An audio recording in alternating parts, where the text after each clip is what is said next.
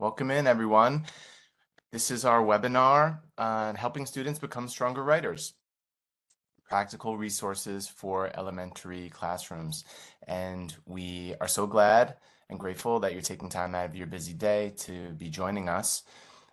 This webinar is hosted by the REL Mid-Atlantic. REL stands for Regional Education Laboratory. And just to say a word about what the REL is, REL Mid-Atlantic is one of 10 RELs funded by the Institute of Education Sciences, U.S. Department of Education. And we partner with state education agencies across 4 states in the Mid-Atlantic region. So Delaware, DC, Maryland, New Jersey, and Pennsylvania to use data, research, and evidence to inform policy and practice decisions. So we're going to be hearing a bit about that today, all in the context of our writing toolkit for elementary classrooms. So just a word about our technical instructions. We have many folks joining us today, so that's wonderful. We are going to keep y'all muted just to minimize distractions and disruptions. If you're interested and would like closed captioning, there's an option for that. You might see on the lower left corner of your screen. You can click that CC icon. And if you have any technical issues throughout the webinar, you can use the chat, just like all of our, just like any other virtual meeting. You can chat for support from our host team on the background here. We can try to get you all set for your technical issue there. And don't worry, there will be a recording of this webinar available to you afterwards. That's always a question hot on people's minds. It is going to be on the IES YouTube page and the REL Mid-Atlantic page. So we can go on to our next slide here. And let's just look about what our plan is for today. So you already received your welcome. We're going to talk about introductions here in a second. You're going to hear about who your hosts are, also who our panelists are for today, and we're going to say a couple words about you all, who's in the room. You are going to hear a bit about what research says about why writing is important. We're going to start there before we turn to the toolkit itself and just do a little bit of a walkthrough, a little bit of a tour, highlighting some key areas that you might be interested in. From there, we're going to shift into hearing from teachers, like the folks actually using this toolkit in a variety of ways. First, from a teacher's perspective, and using it within a professional learning community, which is one of the main audiences that the toolkit was created for. So that's going to be great to hear from her. And then we're going to hear about a classroom teacher's plan for adapting this to the classroom and how she's using it across different content areas, across different subject areas. So you're going to hear a really nice cross-section of inputs and perspectives on the toolkit. And the other benefit is these folks either had a hand in creating the toolkit or had a hand in testing it out. So you're really getting some rich perspective and experience here. So I'm going to say a little bit more about each of the individual people. And in a moment, you're going to receive a question in our Slido poll, which should show up right on your screen. This is going to be a feature we're going to have open throughout our webinar today. That's going to be kind of our way to engage with such a big group. And our first kind of question is, as you hear about our experts and who's in the room today, what are you especially going to be listening for? Considering your own experience, your own situation, what you're hoping to gain from today, we would just love to hear a couple words about what you're going to be especially tuned in for today.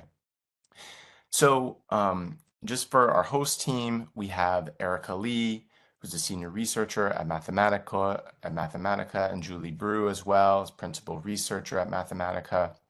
And I am Tyler Phillips. I'm the owner and senior partner with Global Learning Partners. And we're going to be hearing from our wonderful panelists today, just on our next slide there, if you would. And here they are. So Steve Graham from Arizona State University is going to be kicking us off. Rhea Williams from Kimball Elementary in DC Public Schools, and Marina Pisto from Sleepy Hollow, New York Public Schools. I see a lot of stuff coming in the Slido already. This is great. Things like, what does the toolkit offer to teachers? You want a basic introduction to the toolkit, how to better support teachers, support their students in writing. Yes, those are all in the strike zone of what we're going to be discussing today. So yeah, thanks for sharing there, and please do keep an ear out. And just to say, the Mathematica folks were the ones who really developed the toolkit. So again, you're going to get a rich, you're going to hear a lot about who developed it and their insights and perspectives. So that's enough about us. Let's hear about you, all you wonderful attendees today. So thank you in advance, or thank you for those of you who had a chance to register in advance. We did have a couple questions on that registration poll, and here's what here's the makeup of the group we have today. So most of you are professional learning coaches. That's our largest group. So that's, again, perfect because that relates exactly to one of the audiences that the toolkit was developed for. But we also have folks from state agencies, higher education, faculty, researchers, classroom teachers, writing specialists, school leaders, and journalists. So that's all wonderful, a really broad array of different groups represented. And we're spanning 21 states plus DC. So again, a wide geography, a lot of information sharing, and you might already be thinking about, ooh, if I pick up some nuggets here, who might I be sharing them with within my school or within my administration? And then there was three topics that kind of rose to the top that you were interested in hearing about. Concrete examples in the classroom, and we see that in some of the polling already that's happening in Slido. So we're going to try our best to weave those in. Sustaining instruction through the school year, what are some best practices there, and how might we develop a school-wide culture of writing? So we're going to be closing this poll in just a moment or so, and we're going to be opening a new poll here, and this is coming into our other set of questions that you're going to be able to submit for our speakers. Now, again, just the word on the technical side of this, you can submit your wonderings, your questions into Slido for each of our speakers. And kind of in the background, we're going to be looking at them, and we will try to weave some in as our speakers talk. So keep them coming. Again, can't make any promises that everything's going to be addressed, but we will do our best considering the number of folks on the call today. So without any further ado, I'd like to introduce our first speaker for the day. This is Steve Graham, everyone. Steve Graham is a Regents and Warner Professor in the Division of Leadership and Innovation, Teachers College. For 47 years, he has studied how writing develops and how to teach it effectively, and how writing can be used to support reading and learning. His research involves typically developing writers and students with special needs in both elementary and secondary schools, with much of it occurring in classrooms in urban schools. So Stephen also had a hand in and participated in creating the toolkit. So again, great to have you with us here today, Steve. And I will turn it over to you. Please take it away. Thank you so much, Tyler. Next slide, please. So I have two purposes or two jobs here. One is to make it clear why writing's important. And the second is to make it clear why you might want to use this particular toolkit. And so the toolkit is a professional development tool that is based on the best research available in terms of teaching writing. And I'll come back to that in a little bit. Writing is a really complex skill, okay? So we also know that many teachers tell us that they're not well prepared to teach writing, but it's critical that we do a great job of helping our students become the best writers they can be. And so why do I think that's the case? Well, one is that writing is a really flexible and powerful tool that we use throughout our lifetime, both at home, at work, and in school. And so just think of some of the ways that you might use writing throughout the space of a year or a week or even a month. One is we constantly use writing today, often digitally, to communicate with others. that we can't see directly. And sometimes with our phone now, we do that even though they're 6 feet away. We also use writing to record information and to share it with others. We explore through writing who we are and who we were. And we see that through our histories. See it through biographies and autobiographies. We use writing for creative expression.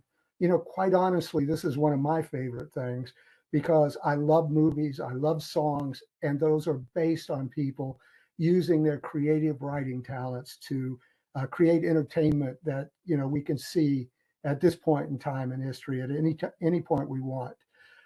We use writing to persuade others about our points of view or particular points of view. And something I'll talk about in a little bit more, is we use writing as a tool to learn. And this is particularly important in schools. And we also use writing as a way of healing both physiological and psychological challenges that we face. Next slide, please. In addition to these, kind of 7 very powerful things we can use writing for, writing is also a very important tool in terms of reading.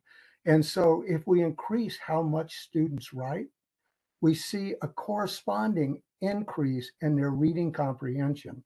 So by having students write more, sometimes just 45 minutes a week, not only are we doing something for writing, but we're helping them become better readers. Even more powerfully, if we have students write about material that they're reading for class or in other situations, there's an improvement in their comprehension and retention of that material. And guess what? When we teach writing to students, there's improvement in reading skills and reading processes. And one of the best examples of this is when we teach students how to spell, there's a corresponding improvement in their word reading skills, and even better in reading comprehension. Now, in addition to all of this, when we write about material in science, social studies, and math and other content areas, students' understanding of that material is enhanced and retained better. Next slide, please. Now, with that said, we want to be sure that teachers have the best tools available, the ones that we have evidence that we know that works in multiple classrooms in highly controlled research studies, experimental designs. And to do that, the Institute for Educational Science brought together a group of professionals, which included Bollinger, Olson, Daoust, MacArthur, McCutcheon, Olinghouse, and myself, as well as the staff at Mathematica, to develop a guide that had principles for teaching writing for elementary students. It's the What Works Clearinghouse Guide. And from that guide, the materials that we're going to share with you today focuses on 3 really important areas in terms of teaching young students, elementary age students, to write. One of those is to make sure that we provide adequate time for students to write and to learn to write or to teach writing. A second one is that we engage students in a community of writers in our classroom that both supports and motivates students as writers. And then a third, which is labeled number 2 here, is that we teach students the thinking aspects of writing or the processes of writing and the strategies that we use to think as we plan, draft, revise, and edit. So with that in mind, we're going to move to the next speaker. Thank you so much, Steve. Yeah, you mentioned something that stuck with me there. We write to know who we are and who we were. And then you named a few ways specifically about how your research was tied into the toolkit. So that's wonderful. Thank you for making those connections to us, and thanks for getting us started about the importance of writing and how it can really root and advance, many goals simultaneously in the classroom, personal and academically as well. So thank you for that. So we're going to move into our next section, which is to, as Steve said, look exactly at the toolkit and highlight some of those specific places that we want to kind of showcase for you all today. Again, another reminder, in Slido, you have that poll open. There's something that you are curious about, something that you're wondering about, please jot it down. I'll try to weave it in to our speakers as we go through. But yeah, from there, I will turn it over to Julie Brew from Mathematica to bring us to our toolkit walkthrough. Thank you, Tyler. So hi, I'm going to walk you through a brief tour of the toolkit website. I won't be able to show you all of the resources and parts of the website, but the goal is just to give you a high-level sense of what's available and how to navigate around to find what you need. So right now you're looking at the home page of the toolkit, which you're brought to when you click on the link for it.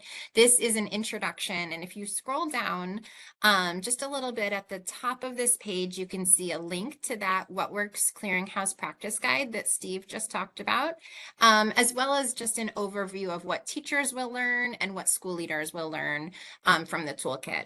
If you scroll down even further on this introduction page, all the way to the bottom, there is a table that has a bunch of key links to resources for the toolkit. And these resources are available in other places on the website, but we did want to provide just this kind of overview of the key resources that you can kind of click through and find out what's there. Importantly here, there is a teacher's guide. There's also a professional learning community facilitator's guide and a school leader's guide. So that gives you a sense of some of the different audiences that we're talking about.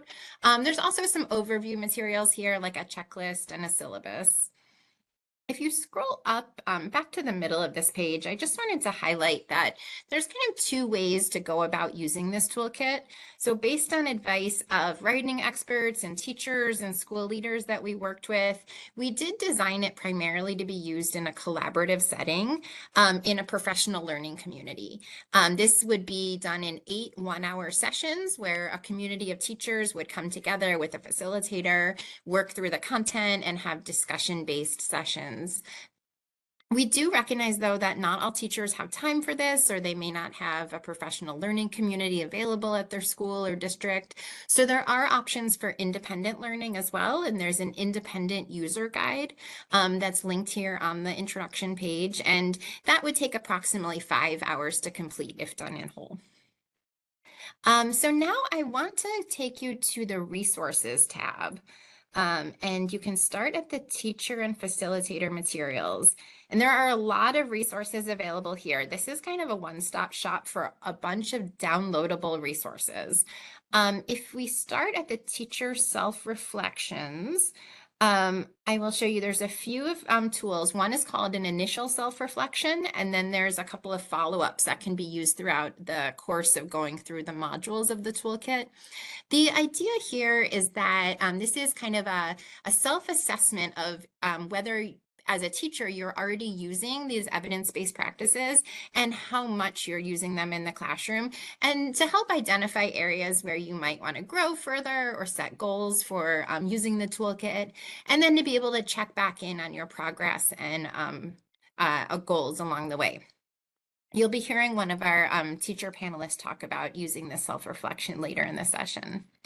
Now I want to show you some of the teacher activities. There are a bunch of activities that are associated with each of the modules in the toolkit.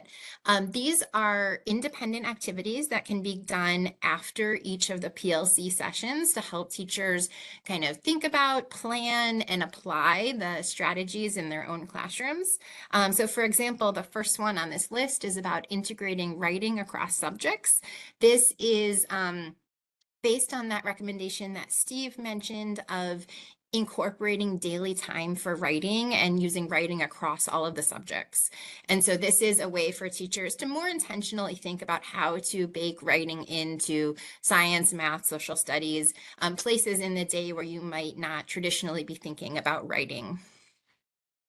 You can now go over to the sample lesson plans. Yeah.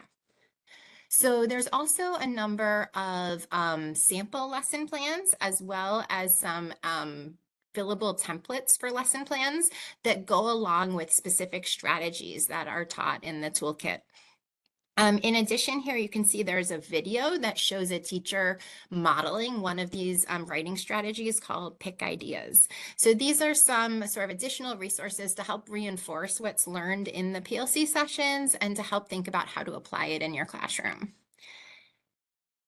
Before moving away from the resources, let's go up to the school leader resources. So most of the toolkit is designed for teachers and the facilitators in these professional learning communities, but we also recognize that school leaders play a really important role in supporting and facilitating high quality writing instruction and professional development in their schools.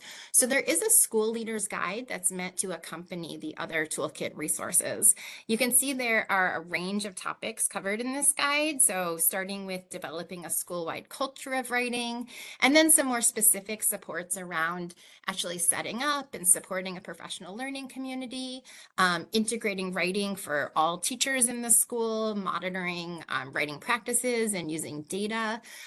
So lots here that school leaders can use too to help kind of plan for and then support the use of the toolkit.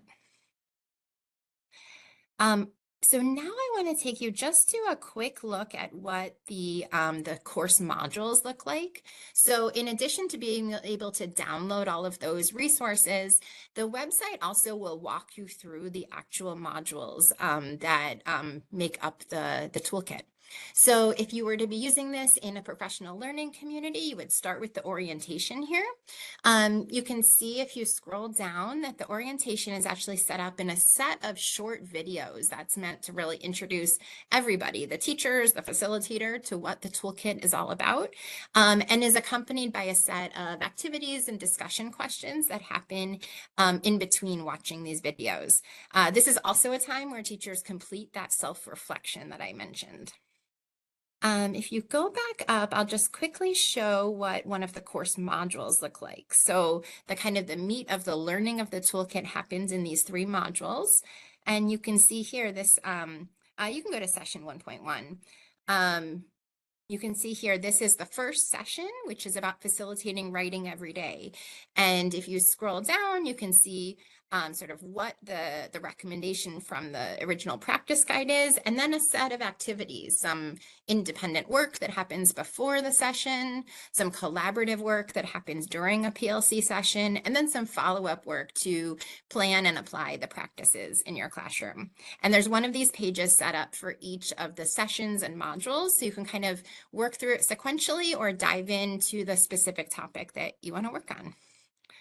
So Tyler, I will wrap up now and hand it back to you. Yeah, Julie, thanks. Before you go, I know we're going to be hearing from Ria in just a moment and Erica. They're going to have a little dialogue about how it was used in a professional learning community.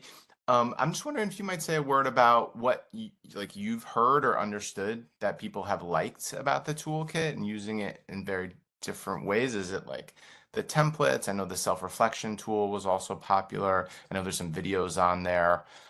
Just to get a sense of where people might, because there's a lot of good stuff here. What has bubbled up so far in the folks that have used it? Yeah, in the course of developing this, we worked with a number of teachers and school leaders. We heard a lot of enthusiasm for the sample lesson plans and the lesson plan templates, because those are the kinds of tools that allow teachers to quickly take what they learn and bring it into the classroom. And also the self-reflection tools as a way of really kind of stepping back to understand all of your practices. So that's great. And that's what somebody mentioned earlier that they're going to be listening for is what does the toolkit offer to teachers, those samples, those templates. Those are right there for the taking and for the implementing right away. So thank you. That's great, Julie. Really appreciate you walking us through and giving us such a comprehensive look at all the different elements of the toolkit for the various audiences. So thank you for that. Okay, so we are going to keep it moving right into our next pair of speakers today. So we're going to turn it over to Erica Lee, who is from Mathematica, and Rhea Williams from the DC Charter Schools. And we're going to hear a bit about what it was like actually using the toolkit in a professional learning community and Yeah, I would love to hear a bit too about Ria, if she's still with us. There you are, Ria. Maybe we could start by just hearing a bit about you and your experience as a teacher in the classroom. But folks, yeah, again, the poll is open. If the chat is easier for you, please drop any wonderings, comments, so we can try to tailor everyone's comments to what's on your minds today. So thanks so much. Go right ahead. Right. So Ria, I think the question from Tyler was just if you can share with the audience what your teaching experience is, including what was your role when you helped to pilot the toolkit, and then what is your current role? Okay. Hi, everybody. My name is Rhea Williams. I currently teach fifth grade literacy, so reading, writing, social studies. I have taught this is my 12th year in education. I have taught mostly reading and writing, a little bit of math here and there. I've taught grades 2 through 5. This is my first year teaching fifth grade.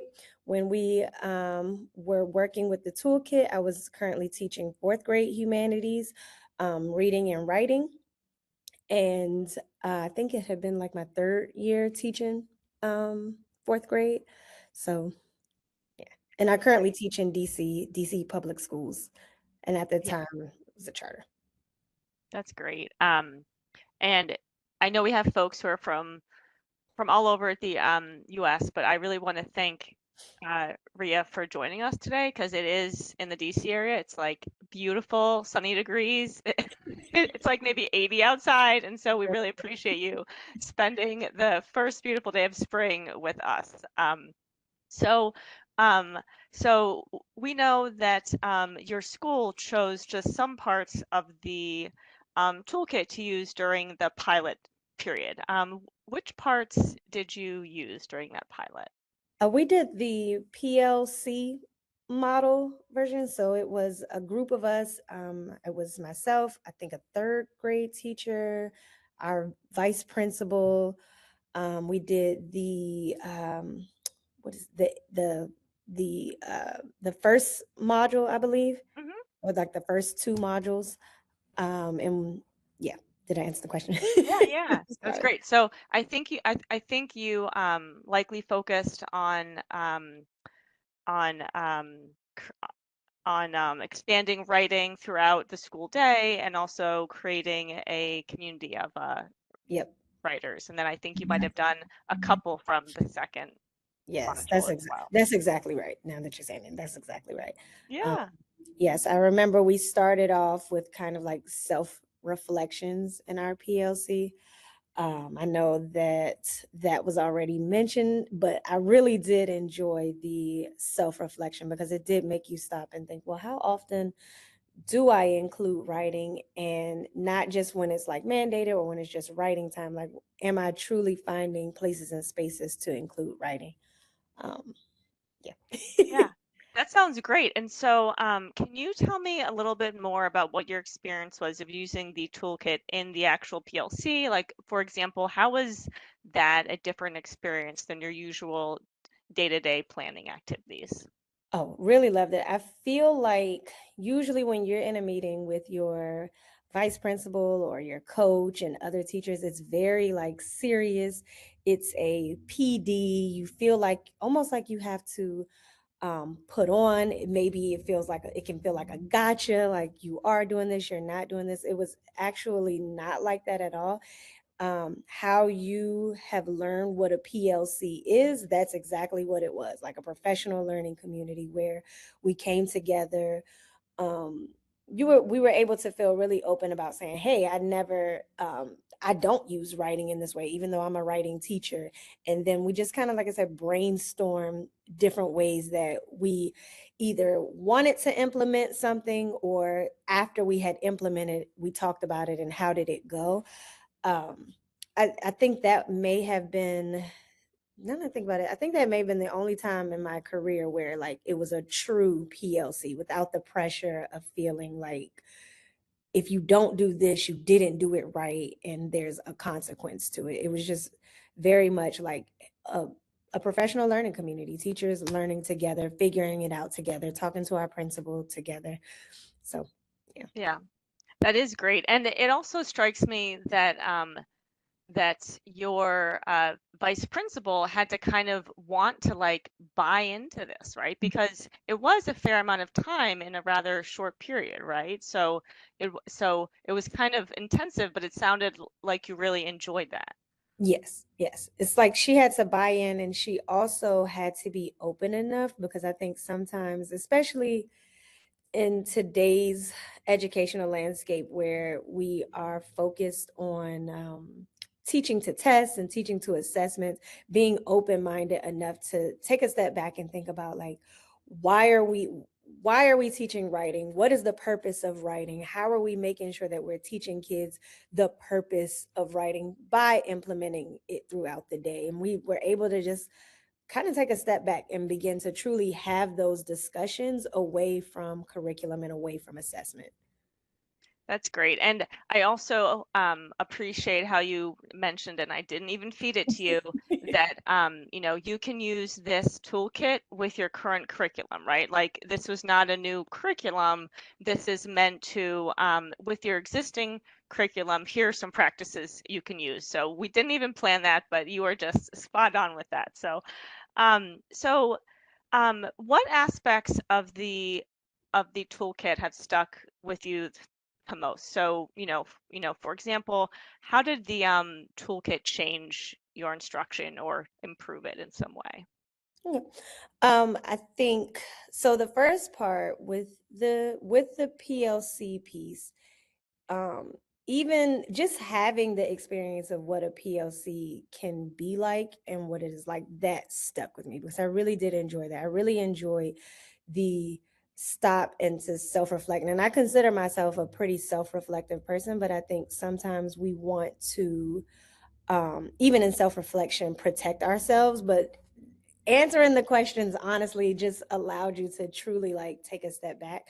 The other thing that stuck out to me probably more than anything is that 60 minutes a day implementing writing in different pieces. Even if, like, if I'm doing grammar, I say, okay, write a sentence or write that on a sticky note.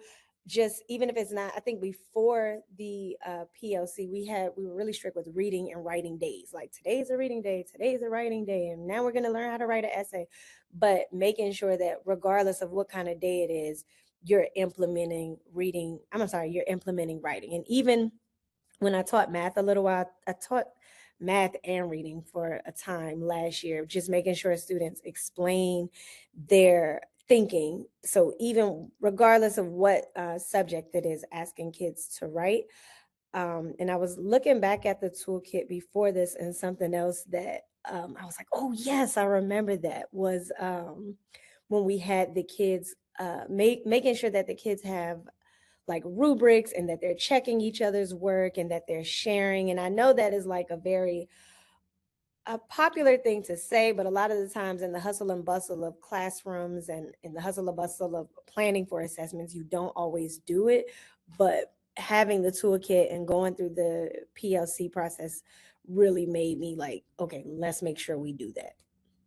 That's great. That's great. And just for our listeners, Rhea was first referring to one of the first recommendations, one of the first modules is about integrating writing into multiple content areas with the goal of actually writing for a full hour every day.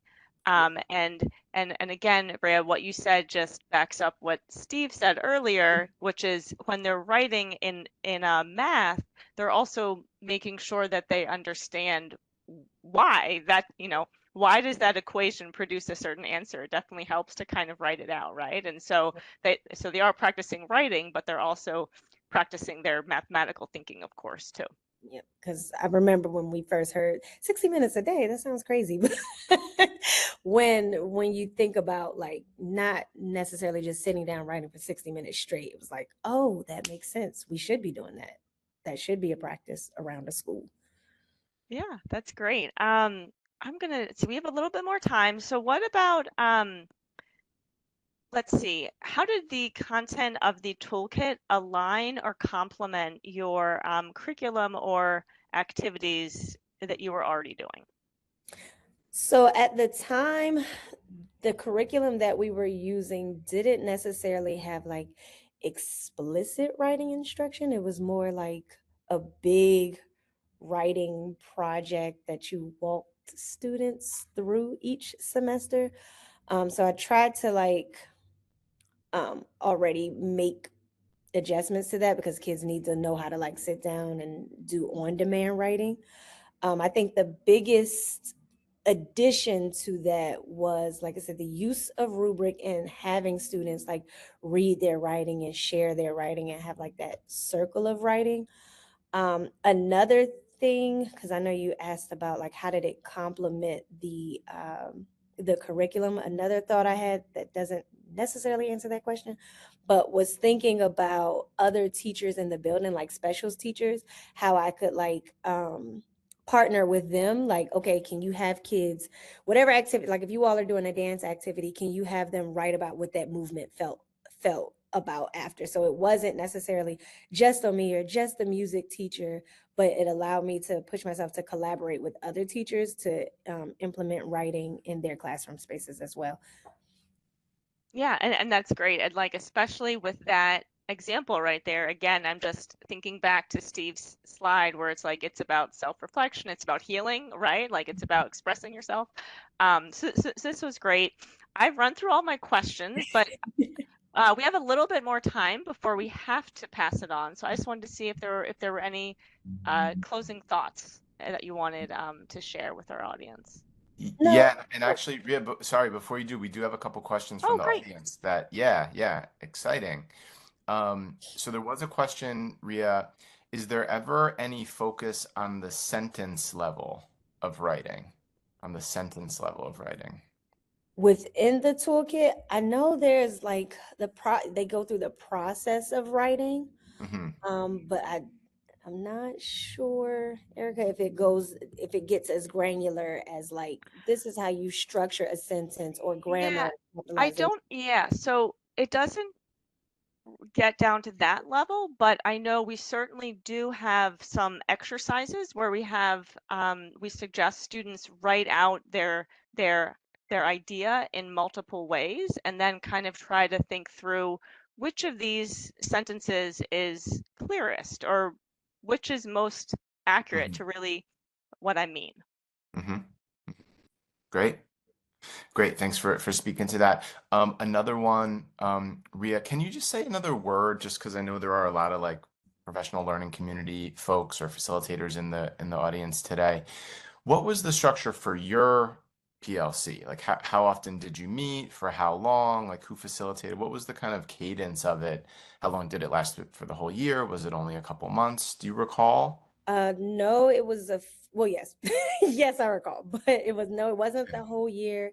It was a few months towards the end of the year, and we talked about how we felt like it would be better situated as more of a summer PD type of Mm, situation going into the school year, even though when we piloted it was at the end of the year. mm, It was something we did in the morning, I believe, just because we had different grade levels. um it wasn't during planning time. I believe the school made space for us to be able to meet in that like morning meeting mm, time, I want mhm, to say. mhm. So that way it wasn't like kids weren't impacted by it. I think Right.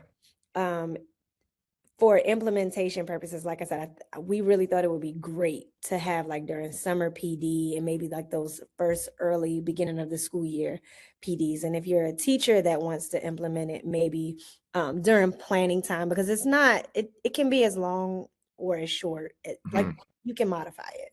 And I'll just add that the facilitators toolkit has a blank schedule in it, and it also has a example schedule in it. And in the example schedule, I think it's over the first semester, but we certainly heard that there were some people who thought this would really be great to have in the summer, and so that's why we offered that blank schedule there to really help you think through when is this going to work for us, right? Like not for some fictitious school, but when is it going to work for us?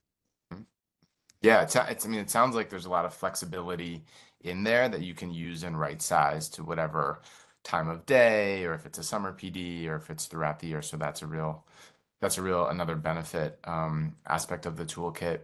Do we have another question from the audience? We might need some clarification though. How about supporting ELs?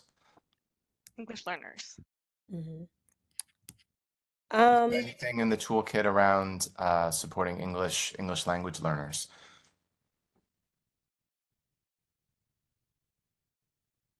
There's nothing specifically in it. And Steve, I don't know if you have a thought to that question. When you guys reviewed the evidence that actually made up the toolkit, I'm not sure if you have a thought, but I wanted to. So I think one thing's important in terms of thinking about the recommendations. So the data that we were able to access to make recommendations had to be very stringent.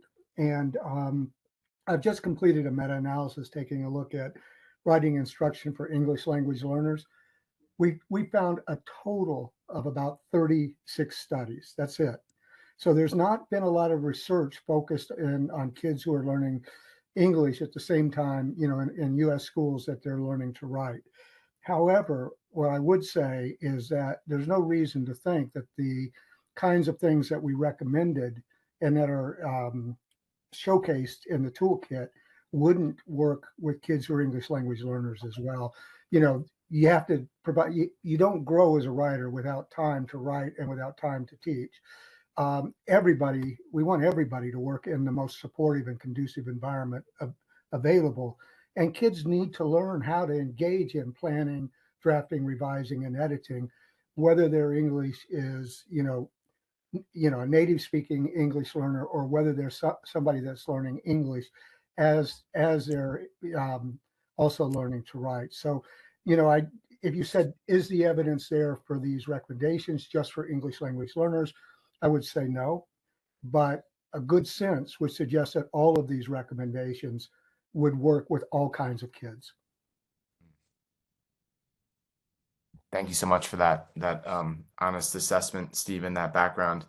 Ria, I have one more question for you before I let you go, and it is kind of putting you on the spot. So if you don't have this handy, that's okay. But I was wondering if you can think of a student's writing that maybe has stuck with you as part of the work using the toolkit, like after you started implementing it, or just anything specific that maybe you started to notice. Maybe it's not one student, but maybe across your students that was like, oh, that was really something that, maybe was enhanced or turned on as a result of using the toolkit more in a more focused way throughout your instruction. I think implementing, making sure that kids read each other's writing was a big deal. I think kids were excited about that. I think they took it seriously, like when they read each other's writing. It was a change from just knowing that like the teacher is not your only audience. And then also when students like shared their writing, I think that was meaningful for kids. And like I said, they were really excited about it. I think as a teacher, is something that I think is definitely reminiscent of my time working with the toolkit lately that I've been just saying is like, write everything that you know. I think kids, so they get in their heads, like they have the information in their heads and they're like, I don't know how to say it. I don't know what to write. And it's just like, just get it down, just write. Yeah. And when that pressure is taken off and we can always like go back and we can revise and we can work through it, then that is, I've seen that be helpful, just taking the stress off of Mm, writing. So great. Thank you. Thank you for that, Ria. Thank you. Erica, any final words before we move into our next presenter? No, just thank you once more. Thank you. Have a Yeah. good one. Thank you both. Thank you both for sharing your experience there. So I'm going to now, in just a moment, invite our final speaker, who you see here. This is Marina Pisto, and just a couple words about her background. So she's been teaching for 20 years. in New York City public schools. So she also taught in a rural district for about 10 years and predominantly focused on grades 3 through 6, core instruction, and third, fourth, and fifth grade currently in Sleepy Hollow, New York, which is not far from where I am here in New York City. So welcome, Marina. We'd love to hear a bit about what your plans are for adapting the toolkit to your classroom. Great. Thank you, Tyler. So hi, everyone. As Tyler mentioned, I'm Marina, and I have been teaching kids in the middle childhood range, so grades 3 through 6, for almost 20 years, and I cannot believe it. Writing is one of my favorite things to teach, so just hearing that there was a toolkit out there was incredibly exciting for me. And all you've heard a lot that this was initially designed for PLC. I'm actually taking the route of using it as an independent reflective tool for myself right now. I discovered it about a month ago, and it couldn't have come at a better time. I am a very reflective teacher. I've always setting goals for myself. I'm always trying to keep up on top of the new research that's coming out. I like to think about the work that I'm doing with my students in respects to what evidence can prove that this is a right move for my learners at this time, but also for me as an educator as I continue to grow. And as mentioned before, I decided that one of the reflection tools was the best way for me to start. It is the way to start for everybody.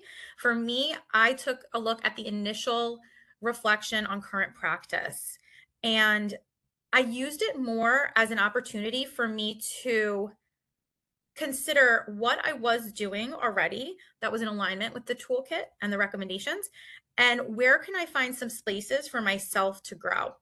And when I did this reflection tool, what I realized was the area that I was really strong in was what Module 2 was all about, the writing process and taking my students through that. The area that I could use a little support was actually in Module 1, which is all about creating the conditions for writing. And although there was a lot of really good writing happening in my classroom, which is the reflection tool helped me to realize, what I identified about myself was that I had included a lot of writing, but I wasn't always explicitly and intentionally making my instruction visible for the kids, and also making it very visible to the kids that they were writing in math, they were writing in science, they are writing in social studies. So what I've been doing over the past couple of weeks with the support of just even that tool, just that beginning reflection tool, was just to think about, like, how do I make this more available to my students? I always found that kids, they love hearing things like this. They love to understand the research and what makes sense and why we do what we do. So I tell them. And as I mentioned, the area that I knew that I needed a little bit more support in for my own stretching as an educator was in the areas of enhancing that teaching time for myself to see, am I really doing this for 30 minutes? Are my kids really applying writing for 30 minutes? And also building a community of writers. So on the slide right now, you're going to see one of the tools that's available to teachers. It's about writing across the curriculum. And I am a general education teacher, so I am the teacher on record for reading, writing, math, science, social studies. And as I mentioned, this couldn't have come at a better time because I was just about to start new units and modules in almost every single area.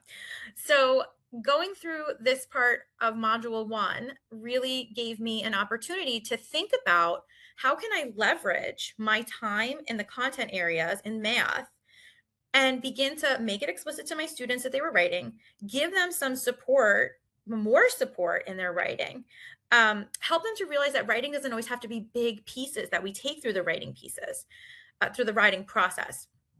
So I took a look at this. Now, this is the sample that you'll see in the guide. And if we go to the next slide, you can see a little bit of my thinking as I started to delve into my next units of curriculum. And as Julie had mentioned, as well as Ria, about the fact that this works with my current curriculum. So I'm not doing anything that's different. I'm just really using a lot of this thinking to say, where can I enhance the writing? So my ELA unit, it's actually social studies informed with financial literacy. And I thought about a couple of project ideas that could leverage my time with the kids and get them writing, whether it was at the sentence level or like using that scaffold to bring it up to something that might be a little bit meatier, that might require a lot more of the process of going through iterating. So as you can see with the financial literacy, I started with, well, maybe just with this book that we're reading, we should just get into jotting on a post-it, something that Rhea also said. Maybe it's making lists of needs and wants and their costs. Perhaps it leads us to writing a narrative about a kid entrepreneur. And then fractions, a fun topic for kids. That often leads to a lot of misconceptions when they're 7 and 8 years old and they're kind of encountering this for one of the first times in their life. So thinking about, could we create a survival guide of misconceptions where kids could put examples in?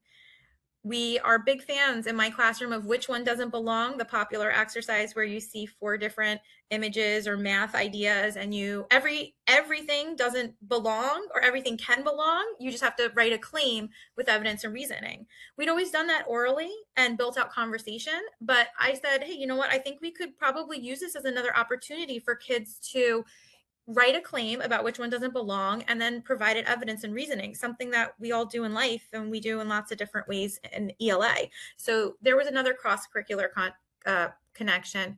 And then finally, could we make a class collection of fraction word problems? And Force in Motion also led it to a lot of really great ideas that I was thinking about doing. So this is currently one thing we're doing. We're answering a phenomenon question using core vocabulary, which is a big takeaway that I've noticed in the past 2 weeks that I've really honed in on looking at the time I'm spending on writing. I've seen that a lot of my students are really more connected to their thinking, something that Steve mentioned as well. We're seeing learning as a path, writing as a pathway to that as well. And vocabulary being used and being used more precisely, which I absolutely love. And just thinking of the question about English learners, I do have multilingual learners in my classroom. So just getting all students to use some of the words in math. So not using number anymore, but using factor and multiplication. That's been really, really great. And what I think that has been a big takeaway for me is that I'm seeing that the kids are understanding that writing doesn't just happen during our writing period. It's not separated and it's not siloed. So in closing, and when I'm thinking about how I'm working with the toolkit, I've really found that even though I've been teaching for a long time, there's always more to learn. And a tool like this will really help you to think about what you're doing and think about what your next steps are. And really to always keep the kids and their work and their hearts at the core of what you do. Such a lovely sentiment there at the end, Marina. Thank you for that. I just wanted to ask and tie this back to a question or a statement somebody said earlier, right in the beginning of our webinar, that they're going to be listening for, which is around graphic organizers. And when they work and when they get in the way, I see clearly you've embraced this organizer here. And I'm wondering if there are others that you found helpful or others that maybe you tried but didn't quite work as well, just for that person who was wondering about organizers. Yeah, so I love using graphic organizers. I love teaching students how to make organizers too, if that's like in their tool house.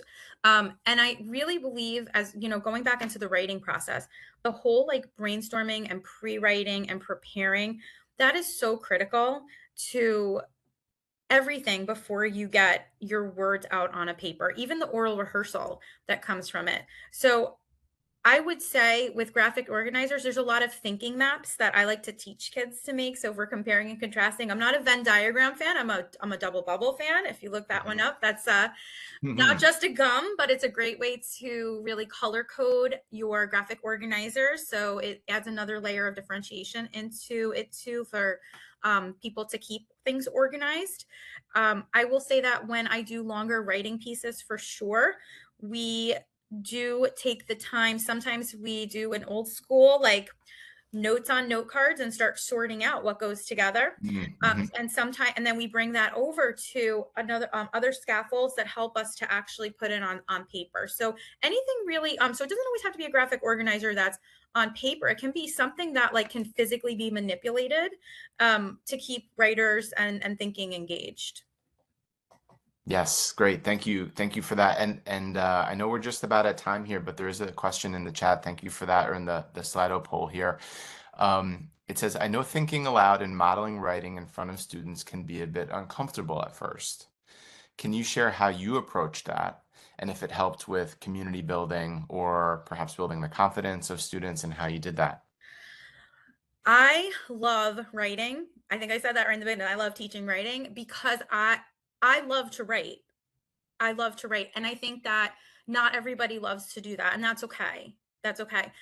What I think that happens a lot with me thinking out loud is I don't ever plan a writing piece, and I do, for all of you who are going to do this toolkit, in the reflection it does ask you if you take yourself through the process of the same things that you're asking your students to do. I always do it. I always make a product with them. If we're doing biographies, I'm doing one too. If we're doing an essay, I'm doing one too. And I make a lot of mistakes in front of them, and it's not on purpose. It could be grammatical because I'm just scribbling it out fast, or I might leave out a word. I just did it today, and they called me out on it, and I think that's okay. That builds safety in your community, and again, going back to that one of those recommendations about building a community of writers. That's what we want. We want safe spaces where everybody wants everybody else to be successful and to feel like they can share in the ways that are best for them. So I know I just said a lot about that question, but I don't prepare it because I think that it is the most authentic thing. And if I really need help from the kids, I'll ask them. And sometimes I just go at it alone, and I struggle a little bit if it's something that, I think they need to see. Yeah, yeah. Nobody's perfect, especially when it comes to writing. It doesn't all just come out in a beautiful prose and well organized and well said. A lot of work goes into that. And it sounds like you're modeling that in your classroom and helping build that sense of community in doing so. So thank you so much, Marina, for sharing your experience, and thank you for your time. Thank you. Yeah, you're welcome. You're welcome. We're just about at the end of our time today. There is a question in the chat for folks. From all of the speakers today, what grabs your attention, and what would you really like to explore further? Just take a moment or two, if you would, before you leave.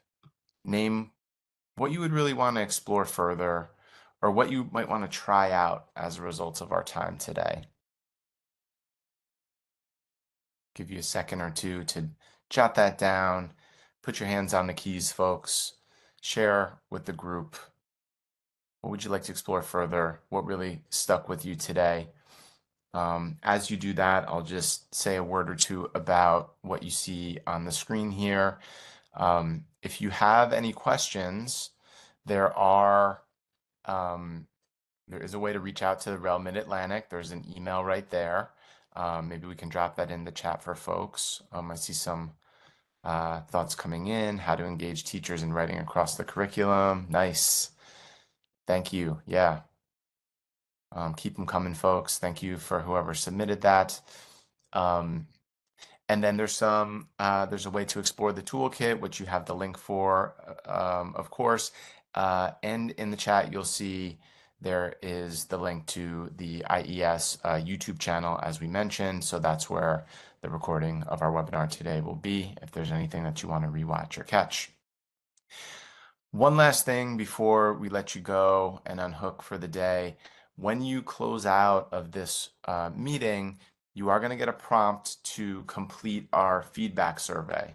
So we don't get that information unless it's completed. And sometimes if you sign off and then just move on to something else right away, you miss it. So if you would be so kind as to take a minute or two, doesn't take too long. When you end this meeting, you will get a prompt to fill out that survey, and we would be really grateful to have your input there. But otherwise, folks, that's it for today. Thanks so much again for bringing your time and attention into this important discussion. Thank you to all of our presenters. Thank you to REL Mid-Atlantic for hosting this space today. And good luck in your classrooms and your professional learning communities. Take care. Bye-bye.